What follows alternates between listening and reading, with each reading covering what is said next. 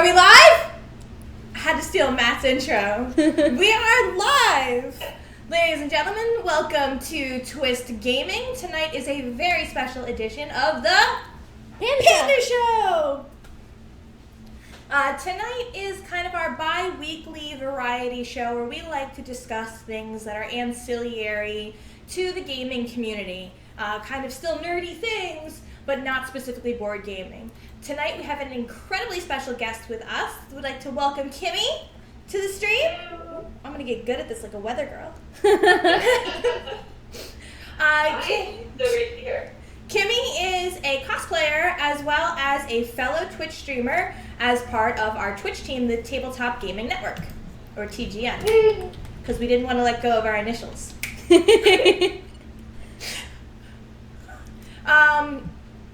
We have Kimi on, I guess maybe not obviously, to talk to you guys tonight about cosplaying. So how to start getting into cosplaying, what it's like being a cosplayer, maybe things you might need to start, what to expect, maybe other people, experiences that you've had because you've been a cosplayer, things of that nature. And if you guys have any questions, feel free to shout them out. Absolutely. So, Kimi, the best place to start anywhere is the beginning. Tell me a little bit about yourself. Have you always been... I think cosplaying is kind of a nerdy thing. And being a nerd, I mean that in the best way possible. Have you always been interested in nerdy kind of things? Oh yeah, absolutely. I grew up, my mom is a theater teacher, so right there, boom, nerd cred. And I was the standing Star Wars trivia champion of my middle school, which is much cooler now than it was then. But I've also always really been into costuming and artistic things like that. When I was 18, which I won't tell you how long ago that was. Last year. The Renaissance Fair out here in Southern California. So I've been doing costuming events for a long time. I was in a band called the Merry Wives of Windsor, and up until like 2 years ago, which is actually how I met the Happy Jack's crew, which is a story we'll probably hear in a few minutes. And so I was doing costuming. I learned to sew with my grandmother. Years and years ago, we used to sew Barbie clothes together. Aww. And eventually when I started doing the Renaissance Fair, it was like, oh, these outfits are really, really expensive. I should probably, brush up on my sewing skills and save some cash. And then from that, I kind of blossomed into, branching out, advancing my sewing skills and my costuming skills more and more. And eventually I found this thing called cosplay and been going crazy for that ever since. That's awesome. How long have you been doing specifically cosplay? I mean, I guess, would you consider kind of dressing up for the Renaissance Festival like an intro into cosplaying? Absolutely. And there's a lot of people who... Cosplay stands for costume play, if you don't know. And so basically whenever you're dressing up to have fun. So if you're going to a masquerade, if you're, going to a party where it's like a dressed up theme, like I would consider all of that cosplay. I don't necessarily consider what I did for the Renaissance Fair to be cosplay because I was a paid worker at the Renaissance Fair. Okay. So that, so I was required to wear it as part of the job. And I loved it, and there's a whole bunch of fun there, but that wasn't cosplay for me. Although it gave me tons of skills that when I started cosplaying really came in handy. What are some of those skills? What did you do at the Renaissance Festival mostly? Because I know with cosplay and you mentioned that your mother was a theater director. So I know I that was with a high school teacher. Okay. And I know that with cosplay, some of the best cosplayers really get into character. So it not only is the costume itself, but it's also kind of the acting that comes along with it. Did you do kind of like acting? I'm assuming you learned things from your mother, but were you also practicing it at the Renaissance Festival? Oh, yeah, absolutely. I was in a musical band, the Merry Wives of Windsor, and I wrote songs, and it was all dirty music, actually. So there were many meanings for the word cock. I'm just going to explain that. But what we do is we dressed up. We had characters we played. There are some people that are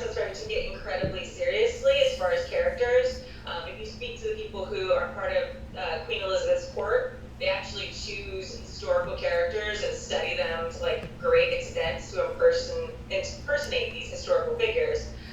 We're on the other end of that spectrum, where we're kind of in character. Some of our songs have modern references in them. I didn't have like a character name or anything like that for most of my time at the Renaissance Fair. I did when I first started. So kind of as you walk around the Renaissance Fair, you'll see all kind of variations of that spectrum. There's a lot of acting, involved. On a stage, we're performing songs, we have lines, we interact with the audience. A lot of our songs are interactive, so thinking on your feet constantly, because it's very different than most theater. You go to the theater and there's like protocol about how you behave. When you're at the Renaissance Fair, you're on stage and like the first 3 rows are super drunk dudes and you're wearing a bodice. There's a little bit of a different interaction there. Yeah. I can imagine. And with the Renaissance Festival, anywhere you go, the stages, or even meeting the players, walking around, everything's very interactive with the audience, very engaging. And I assume like theater, you're putting on a show, but it's not as engaging, I would assume, as it is with being at a Renaissance Festival.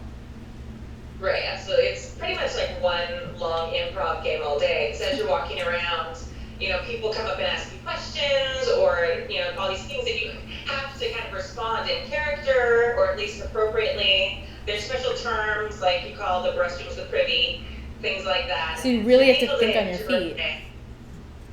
Yeah, oh, absolutely. So I think that very much prepared me for cosplay. I don't generally act in character when I'm cosplaying, in children. So for me, there are some cosplayers who are in character all day. To me, that's not, for me, it's more a piece of art that I've made. Okay. But there's nothing cooler than having set girl run up to you as Wonder Woman and just be so excited that you're Wonder Woman. Aww. So you're most well known for your Wonder Woman costumes. Is that right? Yeah, that and my big Barda cosplays. I'm a big DC fan, but Wonder Woman's like my jam. I love her. What was it about Wonder Woman that really attracted you to her? Was it just the costume? Is it who she is as a character? When did you really first come to be a big fan of hers? Definitely, I got a big stack of comic books for my older brother when I was like 7, or they were like the torn up ones he didn't want anymore, and there were some George Perez Wonder Woman comics in there, and that was kind of a big deal for me. I'm pretty tall, and especially when I was a kid, I was much taller than most of the other kids in my class. And just kind of growing up, a very athletic girl with, I didn't like a father figure in my life for a long time, so Wonder Woman was a character who really helped me get through my childhood and was very inspirational to me as a little girl. And then kind of growing up with that, I've just kind of always identified with her. That's awesome. Really, you must be super stoked to see her being portrayed in the DC movies and kind of in getting her own movie. Okay, wait, I have a question. Scared. Because we did our research and looked into your background. I mean, we might have gotten some blood samples. But I came across an IMDb page that lists you in the Wonder Woman movie. Is that short? What? Short. Is it short? I was like, I don't. Short. Okay. Yeah. I was like, it's Wonder Woman. Years ago, I was not one but a few years ago, me and the amazing people at Rainfall Films got together. There was no good personification of Wonder Woman in a live action that we found, and especially up to that point. There have been a couple since then, but we really collaborated, and I was kind of like the Wonder Woman experts. So I helped them. I hooked them up with some of my other professional costuming friends to kind of work with and make the look of it and everything. So we made a short film with Riley Vanderbilt of Team Unicorn. It got over 5 million hits in its first week on YouTube. Wow. Yay! That is amazing. So, congratulations. Yeah, it went really viral. And we've actually been told, unofficially, of course, by people at DC, that our fan film was the reason that the executives looked at Wonder Woman as a character and decided to start including her in the cinematic universe. That is so cool. Oh my god. You've left your mark on the Wonder Woman community. That is really cool. Super awesome. Speaking of the personification of Wonder Woman in DC, I'm curious about your opinion. I know when they were talking originally about how do you feel about the casting choice for Wonder Woman? I personally kind of figured that they were going to go with more like, I thought they were going to go with Olivia Munn, to be completely honest. I was pretty sure that they wouldn't go with Olivia Munn, just because I've met her and I've worked with her on a couple smaller things. And I think if she was going to be that hard, they would have picked her a while ago for that. I'm sort of torn about it because for me, said a few minutes ago, has always been kind of an athletic body type. And that's something that helped me as a young girl deal with an athletic body type as like a competitive swimmer, now a weightlifter, things like that. That's kind of how I envisioned her. So it's taken me a little bit of twisting my picture, but I think they've done a great job with her outfit, and the Amazon's incredible. I'm a little bit worried about Gal Gadot's acting ability, but I guess we'll see. I don't know. Fingers crossed. I mean, I feel like she did a pretty good job. I like the personality, how she portrayed it in the previous movie. Very stone-faced, very serious, very confident. I loved the confidence she exuded in the film. And I think that's very... I think it's rare in a main character that's a woman to have such... The confidence? Yeah. Yeah, I think Diana was kind of like, that's her thing, though, is being the Amazonian, being confident and kind of knowing what she wants to do and going and doing it, which is really cool. Yeah. Yeah, I hope they don't lose the compassion and the strength that comes with that, because Diana, throughout her history, has kind of been the moral compass of DC's Trinity. You've got, Superman, who is so powerful that he kind of, even though he's the most human of the three, has trouble kind of connecting with people. You've got Batman, who's like one step away from murdering and being a psychopath. So Diana, while she is this lifelong trained warrior, is also kind of the one who, trusts in people in a way that the other Trinity members don't. Yeah, I feel almost... So I hope they don't lose that. I feel almost like Superman can tend to feel guilty of his own powers, and I feel like Batman is definitely overconfident, and Wonder Woman makes a nice middle road. Right, and like what we were saying earlier, the confidence. Wonder Woman is the only one of the Trinity who doesn't really hide who she is. And obviously they've switched that around, and you kind of have gone back to when she had the secret identity of Diana Prince. But, Diana Prince is even a thin veil for Wonder Woman. For most of, or in this recent continuity, Wonder Woman doesn't have a secret identity. She's just Wonder Woman. She's a princess and, an immortal. While both Superman and Batman have to kind of hide who they are sometimes, she doesn't really do that. She's just awesome. She doesn't care. Mm-hmm. Lets everybody know just how awesome she is. Long hair, Right. don't care. So I kind of diverted us from the bridge between Renaissance to cosplay. Can you tell me a little bit more about how that bridge happened? Well, speaking of Wonder Woman, there was a pilot for a Wonder Woman show a couple of years ago, and I guess it was many years ago now. I think it was like 2011, 2012. And I've always had this vision of like Amazonian warrior in my head, and they released the publicity shots for it, and it was basically like, it looked like a Halloween for a costume. I think it was Adrian Flecky, who is now in Agents of S.H.I.E.L.D. Okay. And I think it was actually good casting for it, but it looked so bad. So I decided, okay, I'm going to prove that somebody can make it. And everyone was saying, oh, Wonder Woman will never, because the pilot didn't get picked up. And a lot of people on fan sites online were saying, no one will ever be able to take a woman seriously in this outfit. This is why they can never make a Wonder Woman show. This is why they can never make a Wonder Woman movie. I mean, Wonder Woman, like and forgive me for my naivety, but 1970s. Who was it who played the live action television? Yeah, I mean, she's a pop icon. So I've always found it very that opinion surprises me, just because of how much of an icon she was. Like, she made Wonder Woman a thing. Guys drooled over her. Right. But that was kind of their saying, like, you know, in the world of, you know, the Nolan Batman verse, that you couldn't have a Linda Carter Wonder Woman in that universe. So there was no way to make her kind of badass and edgy enough to fit in with what the direction comic book movies and television was going. So I decided that I was going to prove them wrong. I was a sixth grade teacher at the time. So I was like, okay, a sixth grade teacher can make something that looks cool and badass and still is recognizable as Wonder Woman, then, you know, maybe someone will pay attention. So I started working on an all-leather Wonder Woman outfit. I found a blacksmith friend of mine from the Renaissance Fair, made the armor for it. So, and in that process, I was like, okay, I was going to go to Comic-Con for the first time. I'm like, I'm going to wear my outfit and show people that Wonder Woman can look badass. And it's going to be like a realistic looking thing that would fit in with, like, even a Christopher Nolan movie.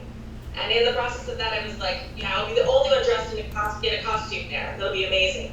And I started right, I was so naive. And so while I'm, like, looking stuff up, suddenly I realized that there's these thousands of people who do this thing, and it's called cosplay, and it was not a new idea.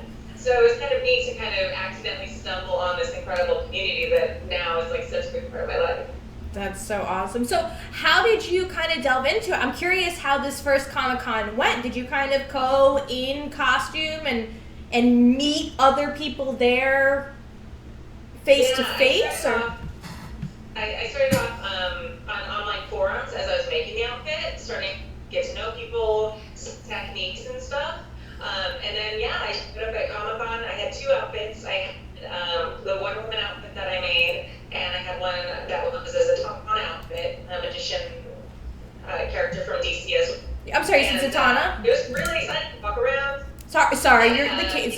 The mic kind of blipped. You said Zatanna, right? Oh yeah, Zatanna. So let me know if the stream's weird at all, and I'll fix it. But yeah, so it was Zatanna, and it was super fun walking around, meeting people, meeting cosplayers that I had talked to on the forums, meeting new cosplayers. It was, like, such an incredible experience. That was awesome. As you were getting into the community, were there any cosplayers that you really admired or tried to aspire to be, look up to, get inspiration from? Yeah, I mean, there's a bunch of amazing cosplayers, and there's kind of like two flavors of cosplayers too. There's cosplay, like, craftspeople, people who make the costumes. Some of them actually wear them as well, like I do, but also there's a whole group of cosplay people who just make costumes and have other people wear them. Now, I want to make a point to that. I am I've been interested a little bit in cosplay. I'm not doing it so much. I have some sewing skills, but I don't think enough to really get behind a sewing machine again yet to put together a costume. But I'm a big fan of castle corsetry. Yes. And I absolutely amazing. Yes, I saw some of the modeling work that you did for her. I thought it was absolutely very cool. I think she's fabulous. I found her because I'm a big Adrienne Curry fan. And I saw a lot of the costumes that she made for Adrienne. And so that's a pretty good way, I think, to put it. Was Lauren is somebody who not only makes excellent costumes, and I've seen some of her cosplay work, and then you've got Adrienne Curry, who I don't think makes her own costumes, but uses Lauren's costumes and absolutely does phenomenal. She's done, Aeon Flux. She's done Poison Ivy. She's done. I think Lauren made the Catwoman costume for her. Oh yeah, her Batman animated series Catwoman is amazing. Yeah, I love that. Both Lauren and my friend Amanda were in that group with her. Lauren was the Harley Quinn, and Amanda was the Poison Ivy. Oh wow, very cool. Yeah, they looked amazing. Did it really? And that was the year. That That was the year Adrian Curry chased somebody down Comic-Con because there was a guy who like inappropriately grabbed her friend who was wearing a tiara. Alicia, yeah. Yes. And I follow her on Facebook as well. Speaking of fitness and cosplaying, she's a professional bikini competitor? I don't know if she competes anymore. She does a lot of workout videos and fitness stuff. She was the author of the Booty Bible as well. And she was also in our Wonder Woman short, so she's one of the Amazons. That's really cool. That's very cool. That's very cool. Yeah. So about how long does it take you to make each costume? Is there an average, or can it just vary completely depending on what you're doing? It totally varies. I'm a lot faster than I used to be. My big Barda cosplay is almost a full suit of scale mail, so that one took me, I would say, like 700 hours total. Took a really long time. There's some that take a lot less time, like if it's, some Wonder Woman outfits take less time because it's basically just a corset and like skirt, but then like getting the armor done and things like that can take a lot more time. It sort of depends on if it's something I've done before, if I'm trying a new technique on something. So for someone who doesn't have any experience cosplaying and would want to get involved in it, would you be able to recommend a character that would be instantly recognizable but not too complicated if you don't have a lot of skill? Well, I think, there's tons of characters that you can do that with. Number one, pick the character you're passionate about. That's the number one thing. When you're walking around a convention, there are people who dress in outfits of characters they don't really know, and that's fine. But it's like, why are you going to spend that time? Why are you going to put yourself out there for something you're not passionate about? I get told a lot, like, I look like different characters, and sometimes I'm like, oh, that's cool. I don't really want to spend, 20 to 500 hours working on a costume for a character I'm not passionate about. Right. So that's number one. There's a lot of cosplays that you can do for things that you just buy. So, I have, my first Icona cosplay was pretty much stuff I bought at thrift stores. So that's totally cool. Is everything okay? Yeah, we thought we heard a knock at the door, so I was telling Josh to go check that's it like everyone's looking at me, I'm like, yeah. What? What did I do? So look for stuff like that. Zatanna is a great character that's pretty easy. Like, you get a tuxedo shirt and a tuxedo jacket and some bikini bottoms and some high heels, and you're pretty much set. So just look for stuff like that. More and more, especially with the cinematic universes, characters' outfits are starting to become more like, regular everyday clothes. They're not quite like the spandex, beauties of yesteryear. Right. Especially with Marvel. Look into, if you have friends who sew, there's a lot of incredible people, like you said, Lauren of Castle Corsetry on the internet, who are totally willing to sew amazing things for you that look incredible. So, it kind of depends. If you want to just jump in and try it, thrift storing's the best way to start. If you're willing to drop some cash, then that's kind of the next step up from there. You mentioned you got involved in some internet forums. Do you have some go-to resources for people to jump into it? Yeah, just looking around, cosplay.com is kind of interesting. Facebook actually now is kind of like the place to go. There's a bunch of cosplay communities and stuff you can get into there. Reach out to some cosplayers that you find online. Most of us are super helpful and happy to talk to you. If you go to a person's page who has 300,000 followers, you're probably not going to get an answer back because they have so many people. Right. But reach out to, there's hundreds and millions of cosplayers in the world. And, look them up on, most of us have Instagrams and Twitter as well, so check them out there and be like, hey, I love this that you did, and you can give me any guidance. But yeah, there's also, if you look up Cosplay Forum, the RPF, which I don't remember what that stands for, is a costuming forum. Okay. They have some really great techniques if you ask for help there too. Very cool. And I saw on your YouTube that you've been putting together a couple of how-to videos, or you've been streaming on your own channel and putting up the videos on YouTube after that. But the streaming that you've been doing is pretty much so the last one that you did was trying to get the cape using the magnets onto the armor. Right, yeah, and that worked actually. I was very excited. So the often you run out of time in cosplay, so you're like, well, I hope this works. I'm wearing it tomorrow. We'll find out. Yeah. So I'm not super great about streaming. I tend to stream in big chunks on my own channel. Like when I'm working on a cosplay for a con, I don't do it like weekly or anything. I stream weekly with Happy Jacks. But if you follow my channel, it's Golden Lasso Girl, and every once in a while I'll stream like 6 hours at a time. Wow. It was very nice working. I like to listen to things in the background. So listening to you talk, and as you talk and as you do the things that you're doing, you're very good at describing, okay, well, these are these kinds of magnets, and I'm sewing it this way for this purpose. So even though I may not be watching you the entire time, like You understand. I understand what's going on, and it's cool to hear the how and the why And the behind thought what you're process. doing. Yeah. Right. Well, and that's kind of the reason I started streaming, also just because it gets really lonely sitting here by myself with my dog for hours on end. But, you know, I was watching a lot of tons of cosplayers stream and creative. You know, I was thinking, like, what can set me apart? And I have a background in education, as I mentioned earlier. So, like, describing what I'm doing so people can learn from it, rather than just being like, hey, this is me talking to people, like, seemed like, you know, a good reason to do it. And I get people asking questions a lot, and I was trying to be helpful. So if I can be like, hey, go check out this video on my YouTube, then that's even more helpful, because then they can watch me rather than me trying to, like, DM or whatever. Right. So do you still teach on top of everything else you're doing? I'm an assistant principal at an elementary school now, so I don't teach, but I teach teachers. And I give kids detention. It's awful. That's a lot too. I mean, you mentioned that you put 700 hours into one costume. I don't know what the length of time that was, whether that was within a year, a couple of months, or what have you. 700 hours. Yeah, but I'm kidding.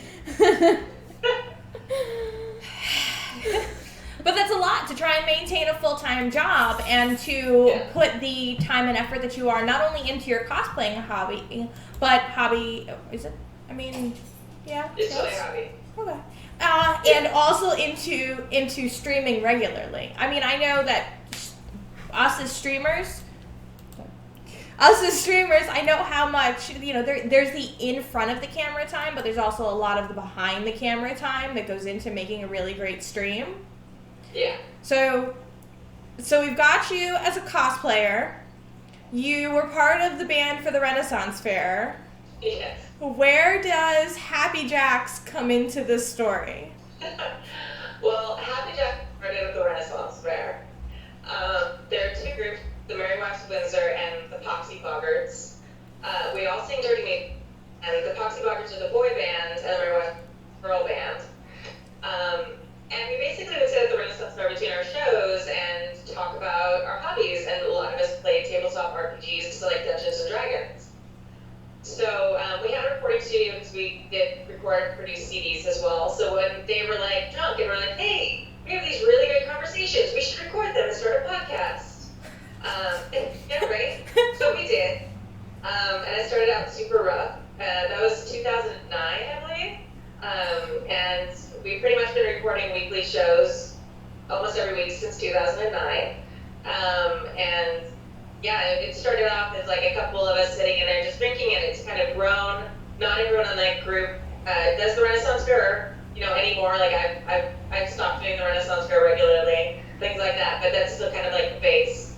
And if you listen to our weekly talk show, and not on Twitch, but if you listen to that actual podcast, we still end every episode with one of the band songs from the Renaissance Fair. Oh, that's awesome! Yeah. So what was it like watching, you mentioned that you have some 3,000 downloads a week for the podcast now. You guys have a pretty huge audience. What was it like watching this project grow from, I'm guessing, something fairly small to as big as it is now? It was so gradual. It's kind of interesting. Like, I mean, it literally started with us, like, drunk one night at my friend Stu's house. We're like, yeah, this is a great idea. It'll be the best. And we had recording equipment. So luckily we started off with really high quality audio, which I think is kind of what gave us a leg up on a lot of people who start podcasts. Because we had professional recording equipment and a soundproof booth. But just kind of learning. Like, at first we just kind of talk. And and then we started getting a little bit of an audience, and people would write in questions. And then eventually we have enough emails that now that we can fill a 90-minute show every week and still turn some emails away, which we never like turning emails away, but we kind of pick the ones that have been, that will be good talking topics. Right. And we have a super active forum that has, I don't even know, like over 1,000 people registered for it. Wow. Lots of discussion there. We started our EPs, I don't remember, many years ago. So we've been also recording those as audio podcasts as well until, like I was telling you ladies earlier, we decided to start streaming in like October, November of this last year. So that's been a wild adventure, like a whole new learning curve. What was the inspiration to jump from doing the podcast to streaming? It was something we kind of thought about, but then I was a guest on Saving for a Show, who's also part of our Gaming Network team. And I hooked up with them through social media, and then it turns out we have a bunch of friends in common because we're both, located in LA. And I kind of was sitting there watching them, and it felt just like the actual plays that we were recording. And we were already doing all the audio pieces of it, so I was like, this is ridiculous, we're doing so much work, why don't we start streaming as well and like take it to another audience? Put a camera in front of your face and do what you're already doing. Right, exactly. So, we had all these games running regularly, this really interesting cast. Most of us had performance experience from the Renaissance Fair or being, actors in LA. So it's like already we had everything except the cameras. So That's so crazy. How are you enjoying the experience? The difference between being a Twitch streamer and a podcaster? there's a lot more pressure with this live streaming because with a podcast you record it and you send it out into the nether and you release it like a day or two later and you don't really ever get like immediate feedback. Like if people don't like it, you might get a bad review in iTunes or something. It's a lot easier to ignore. Forget. Yeah, but now you've got like the chat room with like input right away, and there's all this sensory input. Like they're telling you what they feel about things and what you should do, and they're watching your reactions. You can't get upset. Right? No, yeah. We're lucky because we had a lot of our podcast listeners jump and join Twitch to like participate. So we kind of had that a little bit of a built-in audience there, and kind of the defenders, if you will. So a couple times when like trolls came in, they were like, "Oh, a troll! Kimi, there's a troll!" And they would, like defend us. So I think we skipped like the super awkward. Sometimes when I'm streaming cosplay, it's like there's nobody there. So I feel like we're lucky with Happy Jacks. We've never really had that. Like, You got to skip that little intro phase had, where people are learning who you are because you already have that. Right.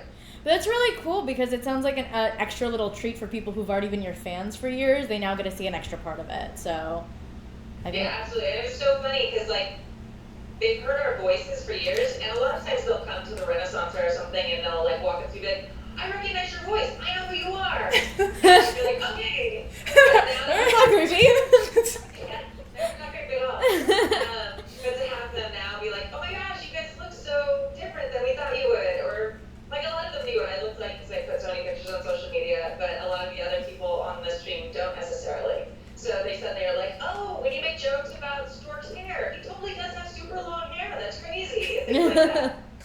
Hey, you said you guys have like a pretty big cast. You said 16 people currently? Is that the About 6. I'm sorry? Is that the most you've had? Is that, or has it been rotating? Can you tell me a little bit more about your castmates? Yeah, totally. A lot of them are members of the Renaissance Fair, and are in bands. And, it's kind of built up over the number of years. We have a few who are hardcore podcast listeners. There's one member of our cast who, his name, we call him Jim. His real name's Jason, but not really. His name's Jim. That's like how you're pANNda. Podcast. Yeah, like that. So he actually was from Alabama, I believe, and he came out here to meet us at a convention that we were running games at. Wow. And he was so cool that he ended up moving to LA. And now he's like on our cast. That's really cool. It's kind of crazy. Like his whole life was different because he decided he wanted to hang out with us more, and so he moved. That's That's a big That's a move. commitment. Yeah. That's And I'm sure that's got to be a little bit of a culture shock too, going from Alabama to LA. Yeah, definitely. And that was about 5 years ago now, so he's been like a regular, and he runs games for us now. Every other Monday we stream Masks, which is part of the Powered by the Apocalypse system, and he's GMing that for us. We have a couple members who are more local, but like we're hardcore listeners and would come to fairs. He has a couple weekends, and eventually they got invited to a game, and they now are, total regulars. They've been sucked into the fold. Yeah, they just kind of, you bring enough beer, eventually we'll invite you back. So it's good to know the way that Kimi's heart is through beer. It's right. Yeah. Good to know. I mean, you just store little nuggets of information on people, right? Absolutely. Are you a hoppy kind of girl? Are you? Cider's my jam. I love cider. You and me can be best friends. I don't drink beer. I drink. I get jealous. This is good. Yeah. But yeah, it's been fun. We have listeners on all 7 continents. We made them submit photographic proof for Antarctica, and they did. But we're not allowed to show it because I think they're on some sort of super secret military base that we're not supposed to know about. But that's the one we legitimately saw in the background. Awesome. That's really cool. Yeah, and last Friday we got this awesome care package from some listeners in Switzerland with all these cool, sweet Swiss foods and stuff. Some of it was gross, some of it was good. It's all about being able to try. I mean, that sounds like it's worth the risk. I mean, It was. Yeah. There were these little things though that I thought they would be fruit snacks. Because they were kind of, I bet, like dried dates with like sugar on them or something, because they were like kind of in a fruit snack pouch. Okay. And I'm American and I'm an idiot. They're actually like black licorice completely dusted with salt. Oh, that sounds awful. Yeah, well, especially when you're expecting like sweet fruit Yeah. and you like pop in your mouth. Bitter and salty. Yeah, absolutely. I mean, I like licorice. Because it's bitter and salty, and so are you. Bam! I feel like we're gonna get some salt emojis for that. That was pretty good. But, So, yeah, it's a crazy ride. So we have Happy Jacks with the Renaissance Fair. We had being part of the band there that recorded the EPs. We have you being an elementary school teacher as well as moving up to an assistant principal. How did you get in the gym? Yeah, I mean, it's not geek related, but like, how does that happen? Actually, the gym is geek related. It's called Nerd Strong Gym. It's in North Hollywood. That's so cool. Yeah, and it's a geek-based gym. I'm a very small, I have 11% at the gym, very small percent. But I basically started in my friend Andrew's garage. He, was getting fit. He was part of the big CrossFit scene here in Los Angeles because CrossFit's like this giant pull down here. And he started working out with his friend David in his garage. David was his Dungeons & Dragons DM, and he was going through a hard time. And David was basically like, I'm not working out. This is stupid. This is not my thing. I'm a Dungeons & Dragons person, body by Gygax, not gonna work out. I want to add to that I started getting, I was kind of flouted in and out of the gym. When I was younger, I rode horses a lot, and that's what kept me fit. And then We're best friends. digital high five. Bam! We're gonna drink cider and ride horses. So I traded being a groom for horseback riding lessons, for English lessons. So I did hunter jumper, and then I stopped horseback riding and gained a bunch of weight. And I wanted to get into the gym, and I kind of floundered around. I eventually got a trainer who was a former Marine, and he got me it wasn't exactly CrossFit, but it was kind of the same workouts. He is the biggest nerd. He put my nerd cred to such shame, but it was so cool because everybody, I think you have this preconceived notion that people that are in the gym and are really fit are kind of, like jocks and bros and frat boys. I have met so many nerdy people in the gym, and it's so cool because the gym is, you build such a community in the gym, and then you build such a community with nerds. Like merch. It's great. So So tell me more about your friend who thinks body by Gygax. Right. Well, David was refusing to work out, and Andrew's trying to get him to work out because he was, he wanted him to be healthier. So he eventually designed a Dungeons and Dragons workout where they would do movements to defeat the monsters and proceed through the dungeon. That sounds like so much David. Yeah, David did that and was like, okay, if you do that again, I'll come back and do it again. They started doing it regularly, posting on Twitter, and through friends and more people started showing up to Andrew's garage, including myself. And eventually we were like, okay, I think this could be a thing, an actual thing. And eventually we got gym space, and it was just a garage, a hollowed out warehouse to start, but we decorated it, we painted it Superman, Wonder Woman colors. Wonder where that came from.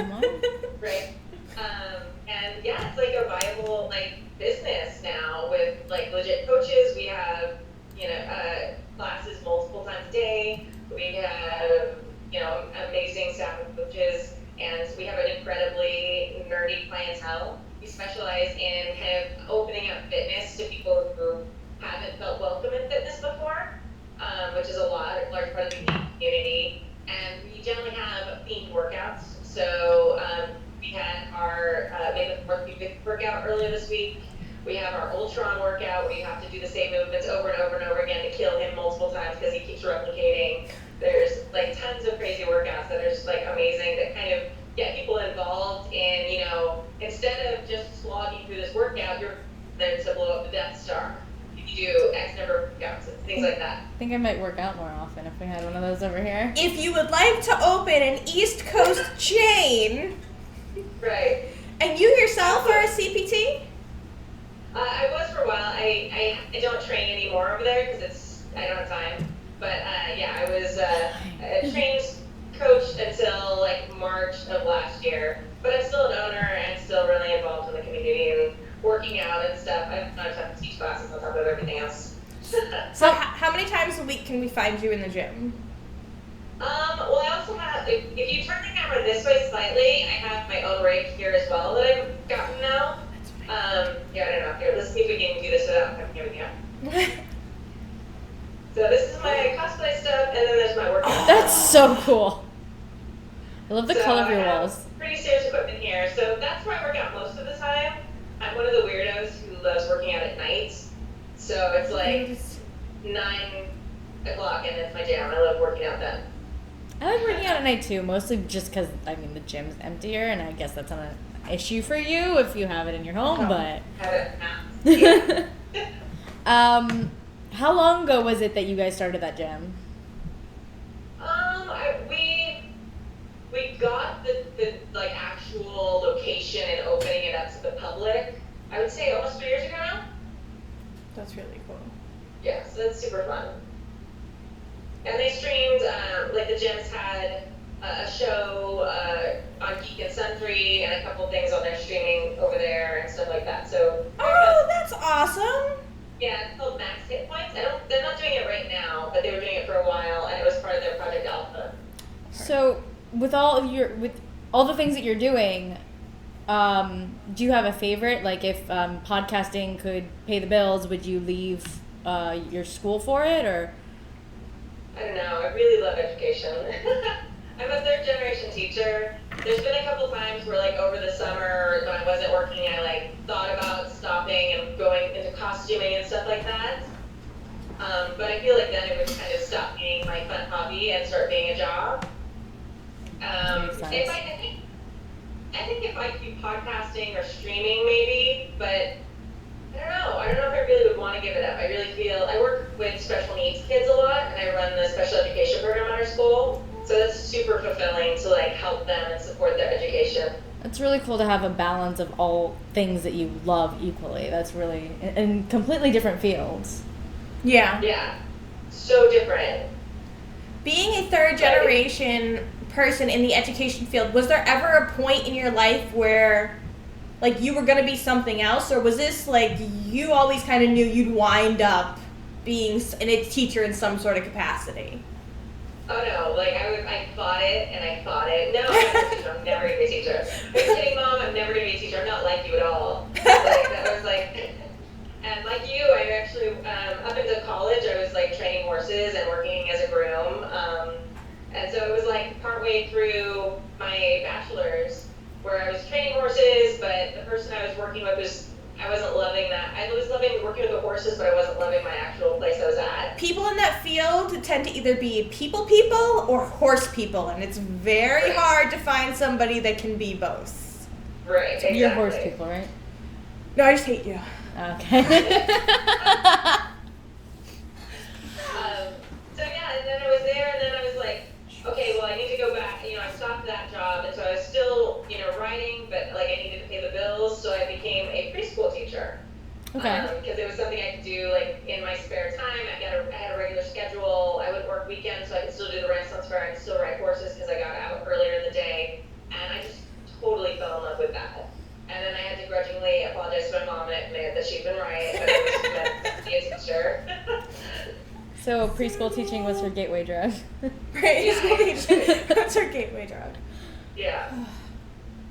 So lots of crazy stuff, and it comes in handy though. Like working, you know, with all these crazy materials for cosplay and stuff, like really feeds into running games because I run tabletop games a lot. I tend to make crazy props for my players when I do it, but it also really feeds into like working at the pool and being creative there and helping kids with projects and things like that too. Oh, I'm sure. I have 2 children. My oldest is 14, and he's in our he has an IEP, so I work a lot with my ESC coordinator. Yeah. And my youngest is 8, and I've seen over the years, at least here, school become much more test focused than learning focused. This year, my youngest got the most creative teacher, and she's just done wonders for him. My youngest is gifted, and it's been so great to see somebody be able to work with him and help him to grow creatively instead of, you know, he's a Montessori kid. He doesn't want to sit down and do the test. He's bright, he gets it, but that's just not how they work. So I think it's absolutely awesome that somebody creative as yourself is able to, you know, be in these kids' lives in that capacity and creatively help them learn. Right. Well, I started off in a Montessori preschool, so I have that background too, and it really feeds into, you know, the hands-on learning, which really makes it real for students rather than just like rote memorization of facts. Yeah. Which, like as we're saying, you know, the more politicians get involved in education, you know, they're all about, well, let me prove how much better we are. The only way they think they can prove that is by testing. So you get politicians who approve these big test programs who, by the time it's actually in place, are on to bigger and better things, and you're still kind of stuck with all these tests now. It's crazy. I have quite a few teachers in our family, and I'll vent to them, you know, having my oldest having ADHD and having to build out this IEP and then working with the teachers hand in hand, I get sometimes very frustrated, and I become frustrated as a parent because the teacher's frustrated as a teacher because there's only so much that they can do. I remember my son's one math teacher, she's like, listen, I don't get my lesson plan until like the day or the week beforehand, so I want to help you figure out what Michael has coming up a week from now and help you plan it, but I literally can't. Yeah. Yeah. There's just so many things like tying people's hands, and people are trying to work around it. People are trying to make it better. But like anything, you know, education has its cycles where testing is super in vogue, or, you know, phonics is super important, and then it's, you know, natural reading, and you have all these things that kind of cycle through as these fads. And I'm hoping that testing starts cycling out pretty soon because I'm pretty tired of it. Yeah. I mean, testing, I feel like it has no, I don't know. I feel very passionately about testing because I was one of those kids, I never went to school. I didn't just test very well. I don't remember crap now. Like, right. Yeah. It did nothing for me. Yeah, and you see that, and you see kids who know a lot that just have test anxiety, or, you know, just aren't great test takers. You know, there's kids who are amazing at learning things, but maybe have dyslexia, so they really struggle with the tests, even though they have all the knowledge they need to do well in the test. So really, I mean, tests are a really great measure for a very small percentage of students. And for the rest of them, if they're a chore or an impossible mountain for them to try and climb. And they take up a huge amount of instructional minutes, which should be being used to actually educating students, rather than pulling data to make politicians look good. Yeah. I wholeheartedly, Yeah. agree. Back to cosplay and doing things. yeah, back to fun stuff, fun and Yeah. exciting. So where have you garnered the most attention for your cosplay? Can you tell me some of your really highlight moments where, oh man, if I wasn't cosplaying, I wouldn't have had this really awesome experience? Yeah, I was at WonderCon recently, which is in Anaheim, California, and Patty Jenkins was there, and they were doing a Wonder Woman meetup, and she's the director of the Wonder Woman movie, and she dropped in on us while we were doing the costume Wonder Woman meetup, and she gave out some tickets to the premiere. I didn't get one of those, but we got to kind of talk with her for a few minutes and meet with her. There's been a lot of times where I've been able to interact with different comic book creators and things like that through email and things like that because of cosplay that I never would have been able to do before, which as a big comic book nerd, that's just amazing. There's a comic book artist named Alex Ross who is absolutely one of my favorites. I adore his work. I posted a picture one day and he saw it and he commented on it and followed me and I died. That's so cool. I just lost it. I was like, oh my god, you draw the most perfect Wonder Woman. You're my favorite. I have words, but I don't remember them.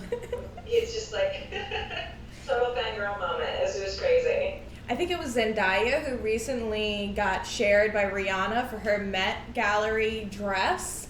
And she had the most adorable viral video recently of just absolutely being starstruck on her Snapchat. And I can imagine that being a similar experience for you, just kind of having that starstruck fan little girl. Those are the moments that I really like, are the ones that make me woo! Oh, when you met Don Eskridge? I did. Don Eskridge, board game creator of Avalon, very first board game I ever played, and we sat down to do a video with him for his most recent Kickstarter, Abandoned Planet by Don Eskridge.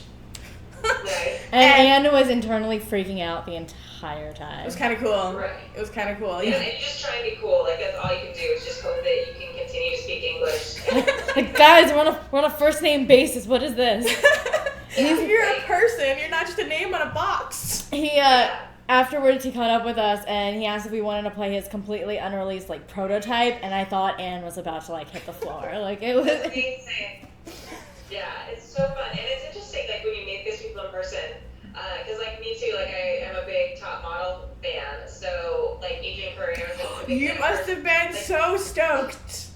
Yeah, and now I've kind of gotten to know her because she's part of the cosplay scene here in LA, and I'm good friends with Lauren, and we work together on different things. So it's it's weird to have these people that you knew through TV, and you know all these weird things about them, and then have them be part of your circle in real life, and you're I know your dog's name. I knew this before I met you, before you knew my name, but hey, we're BFFs now. Right, it's so weird, and you just try to play it cool.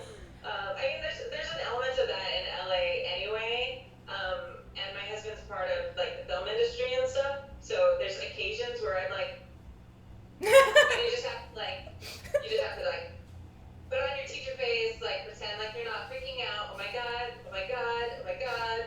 You're look over there, look at it, look cool, look over there. That whole thing. I feel all of I know you mentioned Saving Throw show is out in LA. We've been looking at the big cast there, and I feel everybody kind of knows everybody ancillarily. And I feel there's a giant cosplay scene out in California. I feel there's a giant kind of geek scene out in California. I would love to see that really develop here on the East Coast as well. Yeah. But I just want to move to California. I know, you're ready to pack your bags and go. You should, it's amazing. Have fun. I recently took a job and the owner is would you be interested in moving to LA in the next 5 years? And I'm yes, I can do that. Yeah, it's kind of interesting too because it sort of mingles because when I was on Saving Throw show, I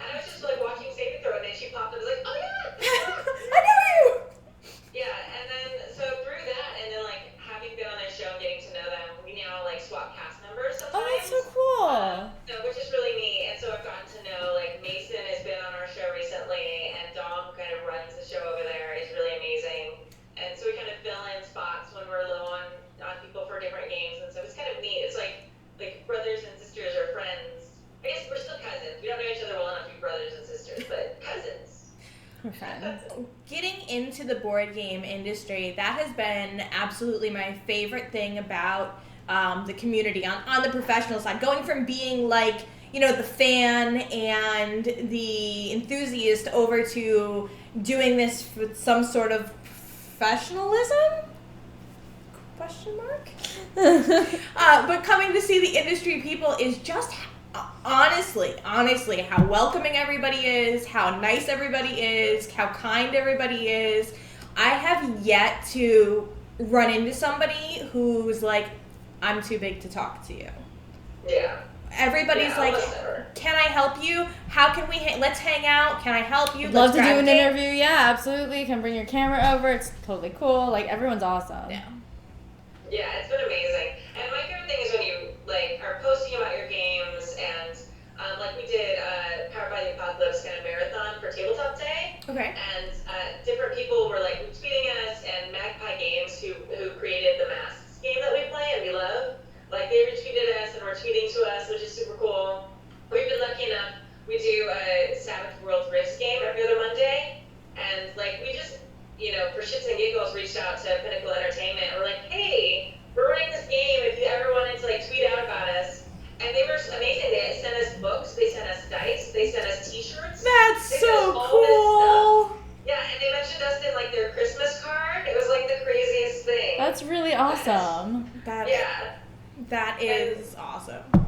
Yeah, I mean, just nothing but love and kind of, like, I think that's the magic of the tabletop community is, like, I don't know if it's because we've all been shunned for so long that we're so supportive. I honestly I've always kind of felt that way. Like, we've all, I was talking to somebody else today about the prevalence of, like, the nerdy movies now coming out with Guardians of the Galaxy Volume 2 coming out, talking about the various new Star Wars movies.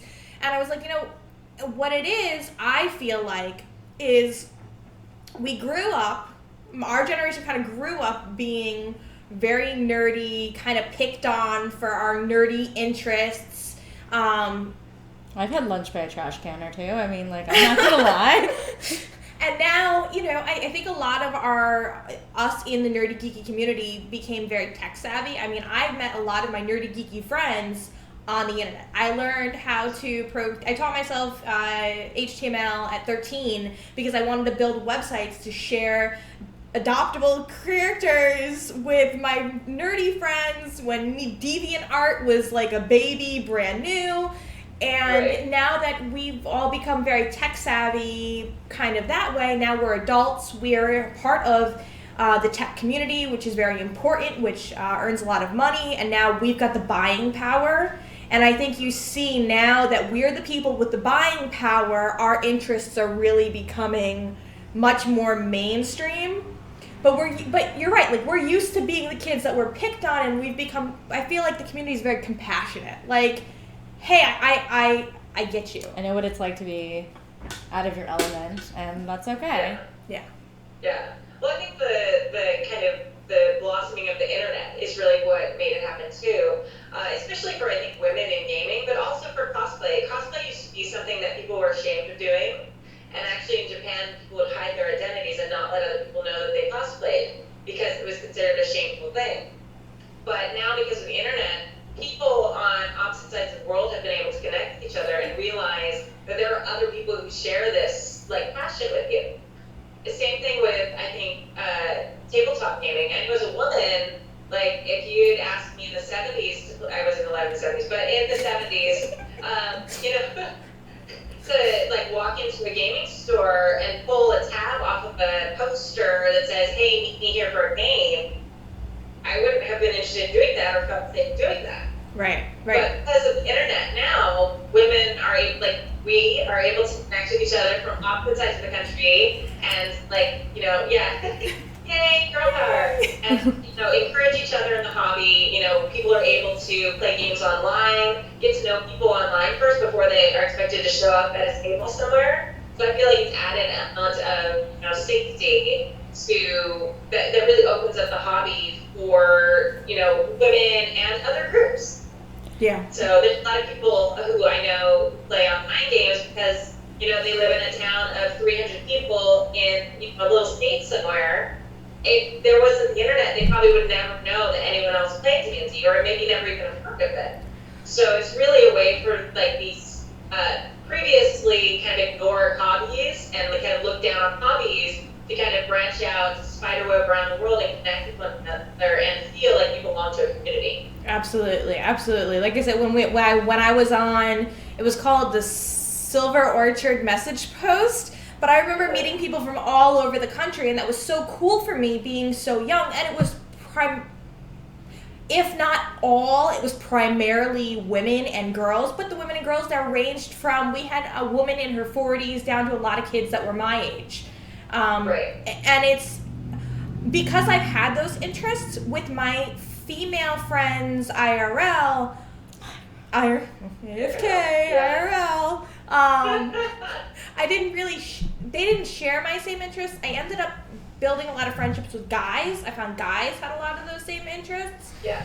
But if I'm in a group of guys I don't know, you kind of get like, what are you doing here? Yeah. I don't think it's like, go ahead. I don't think it's as much anymore now. I think that things are starting to get a lot easier, and I don't think I noticed it as much when I was really young, or maybe I just didn't recognize what I was doing, like segmenting my interests based on who I was around, and it just happened to be that it was the guys who shared my interests, and that was cool to me at the time, and I didn't realize, like, why aren't there more girls that share the same interest? Right. Yeah, it's always been something that's kind of been a passion of mine, and I really try on the Happy Jack stream to have, my goal is to have 50% of the players in a game be women. I'm not always successful, but that's like my goal at least. Branching into other groups of minorities too now. But, even just having attended cons for the last 8 years here in LA, we go to the Strategic Con convention, so they're 3 times a year. Okay. My first time there, like, versus now, the number of women has, like, definitely at least doubled, almost tripled. And just seeing people who are attending the convention, I'm no longer asked, oh, is your boyfriend here? And because that was what they'd always assume, is that I was there with my boyfriend. And I'm like, no, actually, my husband's here with me. I'm going to shut the door real quick because my neighbor just decided to start sawing something. I don't know if you're just picking that up. No, we're go not. ahead. Okay, great. Okay, never mind. I'm like, that's great timing. Thanks, dude. But yeah, no, it's really amazing to me. It's really, I think it's important for us as like visual streamers, like who are out there, to kind of like make that representation and show people that maybe tuning in from, bumfuck nowhere, that hey, you might be a woman who's interested in this, and that's okay. Like there's other women out there, even if they don't live in your town. Like I think that's really important, especially for younger girls, like growing up as, a girl video game player who felt like so alone, and playing MMOs, Ultima Online, which was like way a long time ago, and like wondering, like, am I the only girl here? There's a lot of female characters, but I don't think most of them are actually girls. That's the rule on the internet, right? Is that No if it's a girl, always assume if it's a guy, even if they tell you it's a girl, it's still probably a guy. Probably, yeah. No, so you I was, webcam. I was like, right. Like, am I the only one telling the truth? I don't know. So, like, having that till now, like, a huge portion in, like, my WoW guild, like, I know people personally, like, there are a ton of women in my WoW guild and stuff like that. It's just kind of, like, seeing women become more prevalent through all the kind of nerdy hobbies has been amazing. I think Felicia Day did a really great job in the guild showing the very different characters of people, the very different personalities of people that can actually be playing the games. From like Tink, who is very high maintenance, fashiony. She was Asian, and I imagine if you had met her on the streets, not knowing she played WoW, you would never assume that she was a gamer. To the mom who's got the 3 kids running, I forget her character's name, but running around. She's so much. But that she did a really great job, I think, in the guild with representation there of MMOs. I mean, I know I personally never got into MMOs for that reason. My mother is a video game player, and my sister was a video game player, so I always kind of had those 2 girls to play with, and we kind of we we played together. What I really missed, and I was talking about this a couple of weeks ago, we had my friend Jen on. She runs the Gaming Mommies community, or she's a big admin in the Gaming Mommies community, and we were talking about what it's like being a parent as a gamer, and talking, and the point that really came back up was I very much so miss my couch co-op. I miss playing a video game with somebody sitting next to me, telling them how much they suck. We played Super Mario Kart 8 2 weeks ago on stream, and it was just so much fun to sit here with Josh and Nicole and be like, you suck, get off my screen, but like have fun with your friends. There. Sitting, yeah. Right. Like LAN party has gone to like yesteryear. They were so much fun when we had them. Mm-hmm. I actually had another question for you, Kimi, regarding cons. Do you do the other, like the tabletop conventions around the country, like Gen Con, Origins? Are you going to PAX Unplugged? I haven't been to Gen Con yet. That's a total goal. We have some people going this year from Happy Jacks. Both Stu, who's the other, he's kind of like the Happy Jacks all-father, and he's the other producer that we have who runs the cameras and stuff. It's him and myself who kind of switch off doing it. And then his friend Bill is also on the stream a lot. We'll be going to Gen Con. Unfortunately, it's a really bad time of year for me. It's right when school's getting started, so it just sucks. But someday, I do multiple gaming conventions down here in Southern California, but eventually I'm hoping to start branching out more with that. I do go to comic conventions. I travel for comic conventions a lot. It's still mostly local California. Unless it's in the middle of the summer, it's just hard for me to travel. It's understandable. Yeah. So plan more conventions for winter break and spring break, guys. Come on. Get with it. Origins is in the middle of June. Yes, that's true. And we will be there, so I mean that's an extra reason for you to go. Awesome, yeah. See, then we can drink ciders and ride horses, or just drink ciders. We can drink ciders, get really drunk, find some horses, and go trail riding through the streets. Yeah, and then probably get arrested, but that'll be a great other part of that story. I mean... Well, next time people ask you if you have any experiences that you wouldn't have had otherwise, you'll have an extra answer. Absolutely. No good story doesn't not include, and then we got arrested. Yeah. Right, that's true. Kimi, is there anything that you'd like to mention that we didn't think to ask? Oh my gosh. I mean, I just encourage people to follow Happy Jacks. You guys host us a lot. Actually, in about 50 minutes, we'll be streaming here. So, and we will be hosting you. Yeah. Yay. That's our B team, which actually, going back to the story earlier, the B team was that group of fans that would come out and hang with us at Fair. So now they get one stream a year that they get to take over and just view themselves. So that's tonight. Oh, that's very nice. cool. Yeah, so it's fun. We're Happy Jacks RPG on pretty much everything. We're Happy Jacks RPG Live here on Twitch.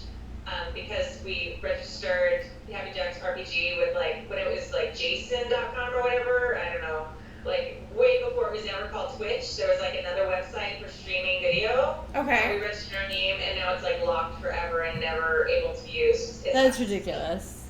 It's so dumb, but lots of emails later we don't have any luck. And you can follow me, I'm Golden Lasso Girl pretty much all over the internet.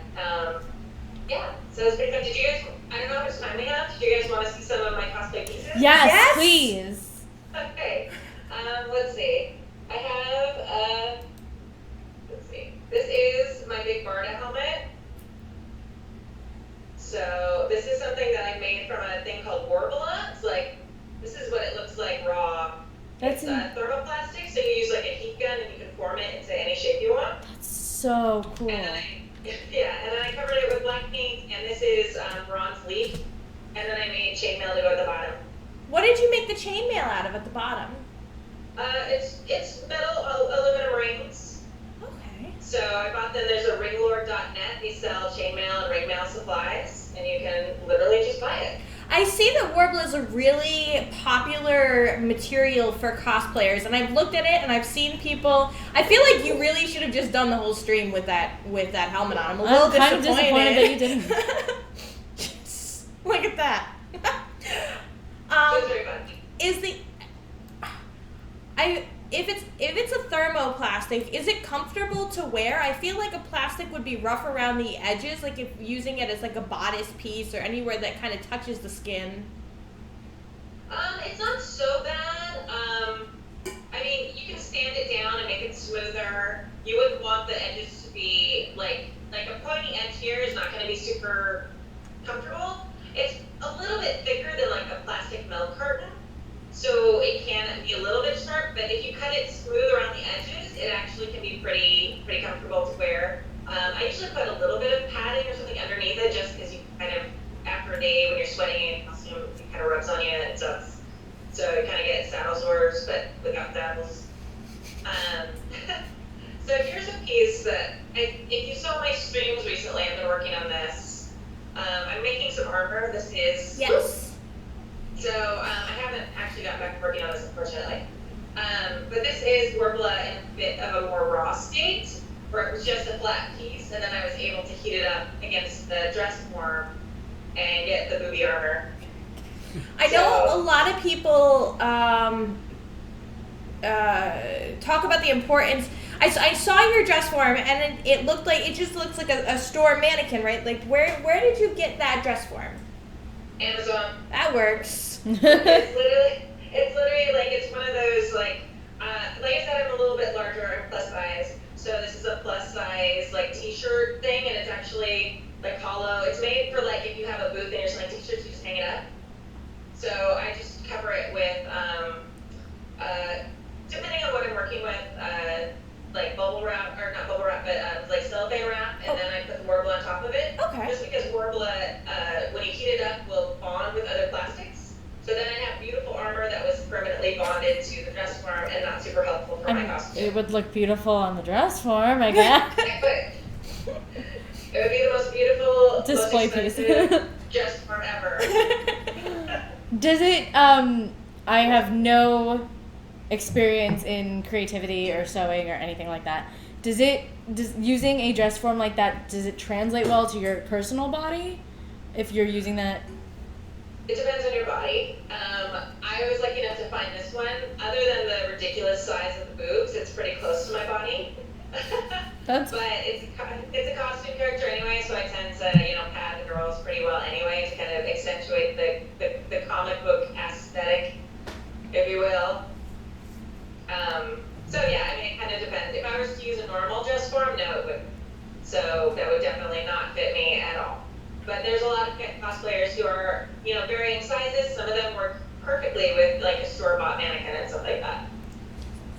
Do you have any other pieces around that you can? Sure. I have like all the things. Let's see.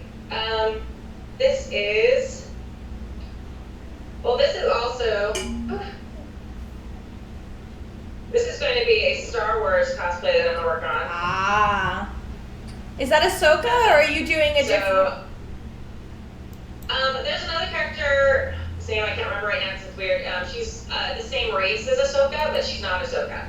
Okay. So she's an adult Jedi, and I don't remember her name right now. But I'm thinking of doing her because I love Ahsoka, but lots of people do Ahsoka, and I don't have the. Well, I totally think anybody can cosplay anybody they want, regardless of body type. I like cosplaying close to my body type because I think that's important for people to see that kind of representation. She's got bigger robes and stuff like that, so that's what I'm gonna do for her. She's still kind of gonna be painted the same colors though. She's got like the orange and like the white patterns and stuff like that. So I'm excited about this. This actually I didn't make. This was a leftover of a friend of mine who was doing an Ahsoka cosplay. So she gave me this in return for helping her sew the outfit part. Ooh. So this is kind of like my trade. Artist so system. I'm gonna add the big dangly bits and stuff like that. And I'm a Star Wars cosplay. It'll be super fun. Have you done a Star Wars cosplay before? I've done like generic Jedi, but I've never done like a cosplay of a character who's canon. So I'm excited about that. So aside from Wonder Woman and I forgot the name of the other character. Big pANNda. Thank you. Okay. What other characters have you cosplayed? Zatanna, I do Lady Sif from Marvel a lot. She's kind of like my big Marvel character because I really love her. She's like Thor's girlfriend. I do the version from the comics though, not from the movie. Okay. And let's see, all my things are right up here, so let me look. I also did a version of Big pANNda that was a Bombshell version because DC recently had their Bombshell come out, their Bombshell comic come out. And I had a big group of friends all doing like a full Bombshell group inspired by the comic that they had released. But they didn't have they'd already picked a bunch of the characters I wanted to do, but they didn't have a big pANNda, so I decided to design an outfit for it. And I designed it, I wore it with them, it fit in really well, wore it to Comic-Con, ran into the guy who was in charge of the Bombshell comic at Comic-Con. He lost his mind over my outfit, and actually DC Comics purchased it and Stop. used it in the comic book. Oh, that's so cool. That's amazing. Yeah, it was super mind-blowing because I love that character so much, and she kind of flips like all our expectations of what a woman is on its head, and to actually have an outfit that I created become part of her canon existence, even in like an alternative universe comic, was just like I lost my mind. It was the craziest thing ever. That's amazing. That's so cool. Yeah. So if you look at Bombshell Big pANNda, the design in the comic book is in fact pretty much. It really is. There it is. Josh pulled it just up pulled for us. up the picture for us. Josh, can you get that picture On the background? Yeah. I'm making Josh work now. Do the thing, Josh. You can do it. Yay! That's really cool. Is that the same costume that's in your Twitter profile picture? Yes, I think that's the one you guys used earlier when you were social mediaing it. Yeah. So that's super fun. And it was just really exciting because I really thought like to a ridiculous extent about the character. Because she starts out as a bad guy. She's part of, Apocalypse's army and the Female Furies. She's like the leader of the Female Furies. I'm going to go off a little bit if you don't understand everything, that's okay.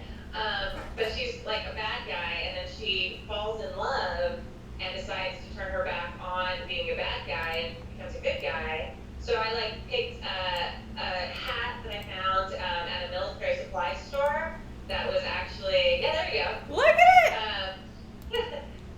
So that's me, and then the character that they drew from me. They even used my hairstyle, which I was super excited about. That's so cool. The hat is actually, I think a World War II German pilot's hat, because I wanted that element of her having been a bad guy and her now, moving forward. And then kind of just translating her normal outfit is like a full body of scale mail, which I was speaking to you about earlier. Here, let me grab a piece of that. So this is one of the legs of the scale mail that I made for my full cosplay of her for her traditional outfit. I can only imagine how long just that one leg must have taken you. A really long time. Here's the back of it. So it's like knitting, but with metal, basically. So all the little wires back there were done by hand, each one with pliers. There's a lot. But she has those elements of the bronze and then the blue, which so I really wanted to incorporate her colors too, which are also in that Bombshell cosplay that you're looking at. Hey! Hey, there's you! Yeah, that's me. And that's Riley, who was the Wonder Woman for our Wonder Woman short in the outfit that we created for her Wonder Woman short. So, yeah, so Big pANNda and Wonder Woman actually have fought to a stance a couple of times, even though they're teammates. So it was super fun walking around with her at Comic-Con. The pauldrons on that costume are absolutely great. Yeah, super exciting. You are unbelievably talented. Yeah. Thank you. Yeah, I didn't actually make the Wonder Woman costume. I had a lot of input on it, but one of my best friends, because I was busy making Big pANNda for Comic-Con, so I didn't have the time to do both. But one of my best friends, Heather Green, actually, and my friend Sarah Skinner, who are both professional costumers and work for Disney currently, worked on that, and yeah, they did an amazing job. It's so cool. I don't have it up here, and I don't want to leave you guys for a minute to walk in the house, but I actually had a blacksmith recreate recreate that Wonder Woman armor that's there that she's wearing. Yeah. And actual metal too. So that was super fun.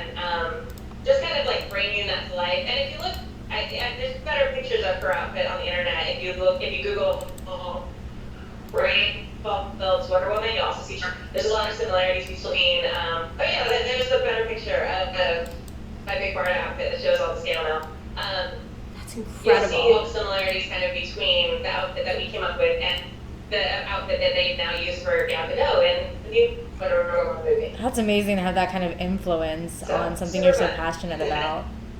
It's really cool. Yeah, uncredited influence. No one will ever believe me. It's gonna be one of those things I tell like my great grandkids someday, and they're gonna be like, "Yeah, sure, great grandma." We believe you. Yeah, sure, we believe you. It's like, no, really, I promise. I got at a convention who worked for DC told us that we're gonna use it, and okay, sure, grandma. I also walked 15 miles in the snow on my way to school. Like, Uphill both ways. Yeah. In Southern California. Exactly. So they cover it totally.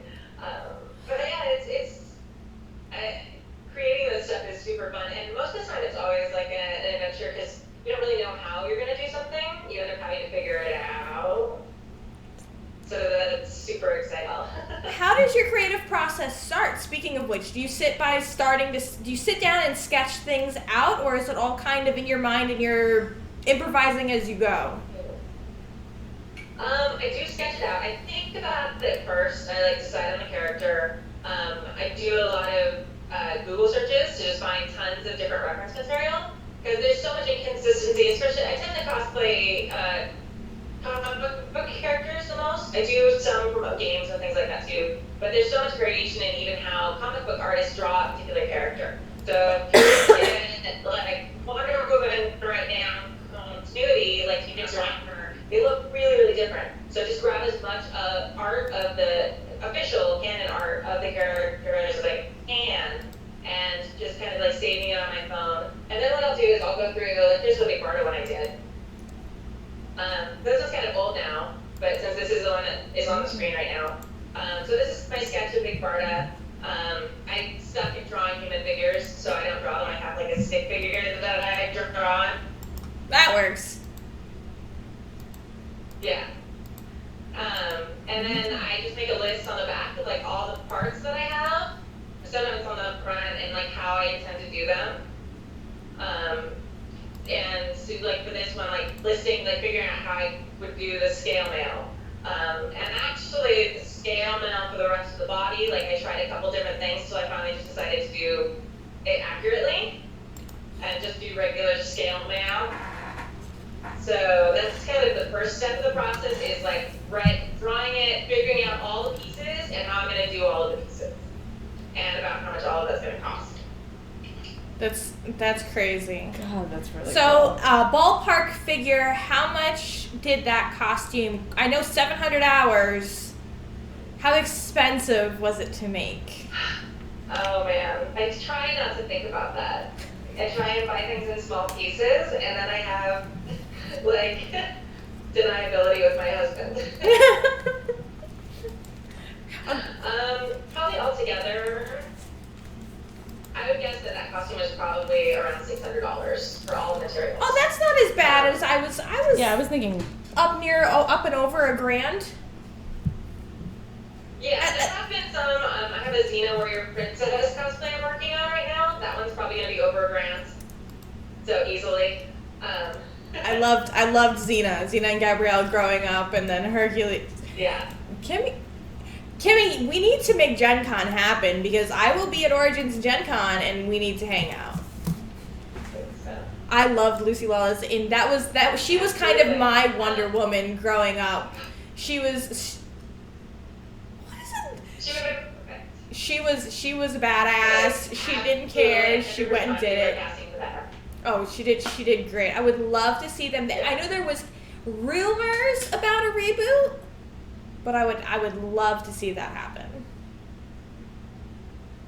So who's on the screen? Absolutely. I would love for her to have been Apollo too.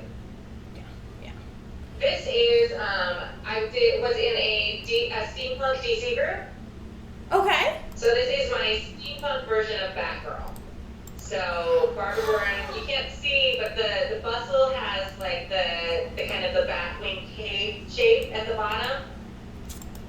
Oh. Okay.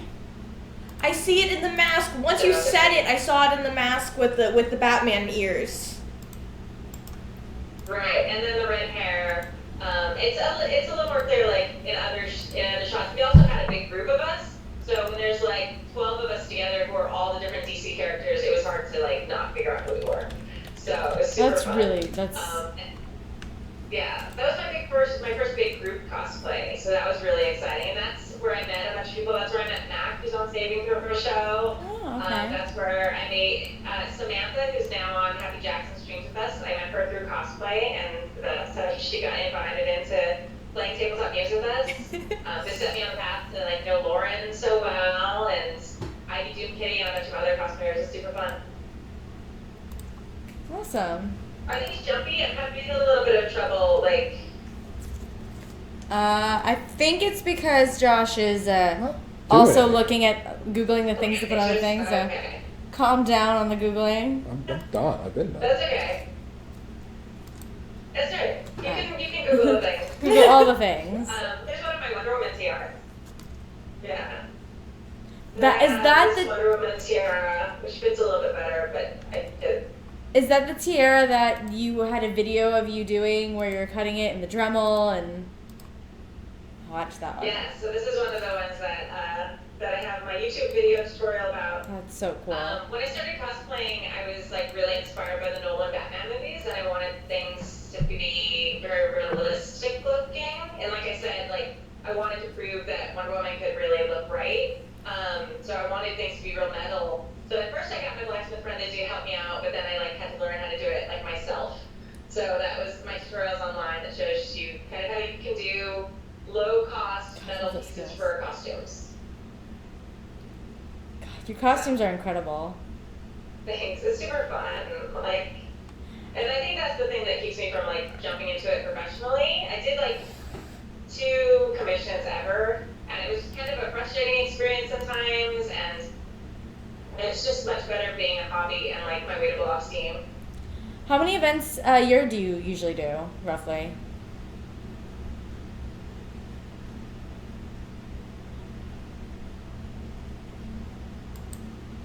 Kimmy, you still there? I usually do at least 3 a year. Do Comic-Con. I'm sorry? No, I think you were breaking up for a second, and I just saw the screen froze. Josh, maybe if you turn the just off so we can. What? Oh. I was asking how many events a year do you usually do? I do 3 major events a year, and like I always do WonderCon, San Diego Comic-Con, and there's LA or Kamikaze is what they call it. It's like an LA convention. There's also some other smaller conventions I sometimes go to, but not as regularly. Randomly, I'll go to like Sacramento Comic-Con or Emerald City Comic-Con up in Sacramento, kind of depending on cash flow and time. San Diego Comic-Con is right around my birthday, and for years and years and years, I want to go. So that's on my wish list, is to treat myself to a birthday present to come out there. I mean, hey, if you need someone to go yeah, with you. we will. Yeah. So we'll cosplay together and drink cider. It'll be amazing. Listen, I think that sounds like a great plan. Right. So, is there anything else that we haven't hit on yet? Is there anything else you wanted to mention, Kimmy? I have a really cute dog named Xander. Okay, we were having this conversation at dinner, though. How big is Xander? He's like a medium-sized dog. So if you're standing, he weighs like 25 pounds. So I would say he's like maybe 12 inches high in his back. Like, here, actually, he just walked in. Let me grab him. Yes! Ann calls those big cats. They are. It's a large cat. No, your dog is a horse. No. Walt. He looks like Puck. Where's Puck? Puck. Go get me Puck. Buck, buck. He's super cute. You can see more pictures of him. He has get him into a cosplay? I did. I did a little Batman cosplay for him on Halloween. So, but he's not a super fan of them. He doesn't really like them. This one's mine. This is Puck. Oh yeah. Freya is A little bigger. a little bigger. Freya's waiting under the table for scraps. What are you doing? No, I think it must be having grown up around horses. You've got 2 horses. She's got like pit bull mixes. I have 2 pit bull mixes. I like big. I'm a fan of the and big they dogs. will do all the cuddles. They do. I love them. Look at Puck. So cute. All the animals, all the streaming animals. We should have a stream of just all our animals. I'm down for that. I think it's great. But no, I feel like we've hit like on everything. Like it's been like very comprehensive, ladies. You are a fascinating person in this industry, Kimi, and it was a pleasure to chat with you. Absolutely. Thank you Thank so you. much for your time and coming on to chat with us. We really appreciate it, and we're really grateful that you were able to join us tonight. Yeah, I thrilled being here. Thank you guys so much. Yeah, I will pump this up, and if any of your listeners like want to follow me or Happy Jack, then please have them do so. Do it, guys, do it. Kimi is fascinating. I follow her Twitter recently, and Happy Jack's RPG Live is really, really entertaining, especially because they're coming from an entertainment background. So definitely check them out. And you guys are going live at 8 o'clock Eastern? 8 p.m. our time, which Pacific. is really Pacific. late for you. I don't know what time it is for you. I think it's like 11 o'clock already, Yeah, so but about half an hour. so we will be hosting them, and you guys should definitely check them out. Awesome. Awesome. Thank you guys. Have a great night. Thank you. Insiders, and have a good one. Thank you, Have a Kimmy. good night. Guys, this has been another really great presentation of Twist Gaming, the pANNda Show. Yay! Make sure that you are following Happy Jack's RPG. Make sure you are following Twist Gaming on Twitch, Twitter, YouTube, Instagram, and Discord, where the party is always going on. Kimmy, thank you again 800 times for coming on. We hope to have you join us again in the future, and we will definitely have an eye out on your cosplay work. So, thank you very much, everybody. Thank you. Have a great night. Have a good night.